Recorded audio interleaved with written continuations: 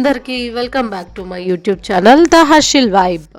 Harshil birthday అయితే అయిపోయింది. హర్షిల్ బర్త్డేకి వచ్చిన గిఫ్ట్ అయితే ఓపెన్ చేసేస్తున్నాము. మా అన్న అంటే హర్షిల్ వాళ్ళ మామ హర్షిల్ బర్త్డేకి ఏం గిఫ్ట్ పంపించారో చూసేద్దాం రండి. హర్షిల్ బర్త్డేకి ప్రతి ఇయర్ వాళ్ళ అత్త మామ మర్చిపోకుండా గిఫ్ట్స్ అయితే సెండ్ చేస్తూనే ఉంటారు. దగ్గర ఒక 5 వెహికల్స్ అయితే ఉన్నాయి. గ్లిడ్డర్, స్కూటర్, పాండా, సైకిల్, ఇవన్నీ ప్రతి ఇయర్ హర్షిల్ బర్త్డేకి వాళ్ళ అత్త మామ సెండ్ చేసినవే అన్నీ. వీడియో మొత్తం సైకిల్ గురించి చెప్పాలంటే అది మన వల్ల అయ్యే పని మాత్రం కాదు. ఇంకేదన్నా టాపిక్ అయితే చెప్దామని అనుకుంటున్నాను. సైకిల్ వచ్చేసి మొన్న పంపించాడు కాబట్టి మనకి నాకున్న రిలేషన్ గురించి అయితే చెప్తాను.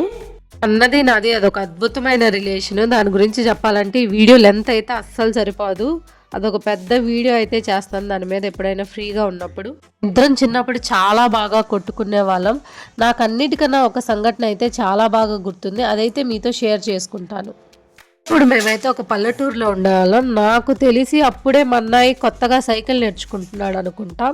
కొత్తగా నేర్చుకోవటం వల్ల సైకిల్ తనకు అంత రాదు. తను వచ్చేసి ఒక ముళ్ళ కంచెలో పడ్డాడు అనమాట.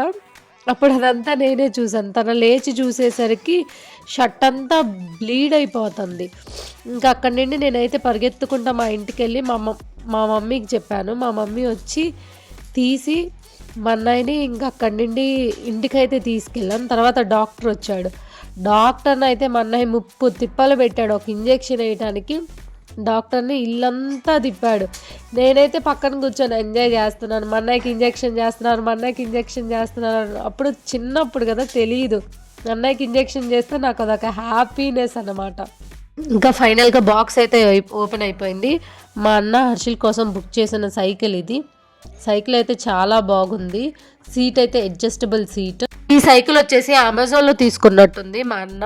సైకిల్ వచ్చేసి 8K వరకు పడినట్టుంది. సైకిల్ అయితే చూడడానికి చాలా గట్టిగా ఉంది. చాలా డేస్ వచ్చేలాగే ఉంది. చాలా బాగుంది కూడా సైకిల్. అయితే పార్ట్స్ అన్నీ విడివిడిగా ఇచ్చారు. మనమే అయితే ఫిట్ చేసుకోవాలి. చూడడానికైతే సైకిల్ మాత్రం చాలా బాగుందన్నట్లే ఉంది. చూడాలి ఎన్ని డేస్ వస్తుందో, ఎలా వర్క్ అవుతుందో, మా హర్షిల్ ఎన్ని డేస్ ఉంచుతాడో ఆ సైకిల్ని. తర్వాత ఇంకా మా హస్బెండ్ అయితే సైకిల్ని అయితే ఫిట్ చేసేసారు. ఇంకా వాళ్ళైతే ఒక మాన్యువల్ బుక్ ఇచ్చాడు. మాన్యువల్ బుక్ చూసేసి ఒక 1/2 an hour అట్లా టైం పట్టింది ఫిట్ చేయడానికి సైకిల్. సీట్ కూడా అడ్జస్టబుల్, హ్యాండిల్స్ అవన్నీ కూడా మనమే ఫిట్ చేసుకోవాలి. చూడడానికైతే చాలా బాగుంది సైకిల్. మాన్యువల్ బుక్లో క్లియర్గా ఇన్స్ట్రక్షన్స్ అయితే ఇచ్చారు. స్టెప్ బై స్టెప్ ఎలా ఫిట్ చేసుకోవాలనేది మనమే చదువుకొని మనమే ఫిట్ చేసుకోవాలి. క్లియర్గా అయితే ఉంది మాన్యువల్ బుక్లో మొత్తం. క్వాలిటీ వైజ్ అయితే మాత్రం చాలా బాగుంది సైకిల్ కూడా. ఇంకా తర్వాత మా హస్బెండ్ కొంచెంసేపు ఫిట్ చేసిన తర్వాత మా హర్షిల్ వచ్చేసి నేను ఫిట్ చేస్తా డాడీ, నేను ఫిట్ చేస్తా అని చెప్పేసి తన చేతిలో ఉన్న బోల్ట్స్ అవన్నీ తీసుకొని ఏదో సైకిల్ ఫిట్ చేసే వాళ్ళకి మళ్ళీ నిజంగా సైకిల్ మెకానిక్ లాగా తెగ ఫిట్ చేస్తున్నాడు.